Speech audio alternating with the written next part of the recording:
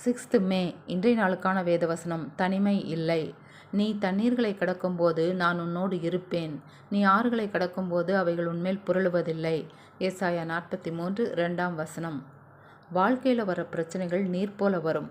தண்ணீர்களை கடக்கும்போது என்பது கர்த்தரை நம்பினாலும் உனக்கு பிரச்சனைகள், சோதனைகள், வலிகள் எல்லாம் வரலாம்.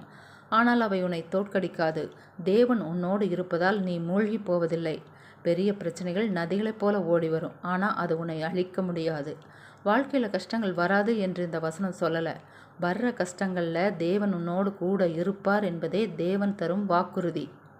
பயப்பட வேணாம். ஒரு சில பிரச்சனைகள் வர்றதே நன்மைக்காக தான். அதில் தான் ஒரு சிலவங்களை பற்றி நம்ம நல்லா புரிஞ்சு கொள்ள முடியும். அதில் தான் வாழ்க்கையின் அனுபவம் கிடைக்கும். தேவன் நம்மை பாதுகாப்பார். எந்த சூழ்நிலையும் நம்ம தனியாக இருக்க விட மாட்டார். தேவன் சொல்கிறார், எந்த சூழ்நிலையில் நான் உன்னோடு கூட இருந்து உன்னை பாதுகாப்பேன் என்கிறார். ஆமேன். God bless you.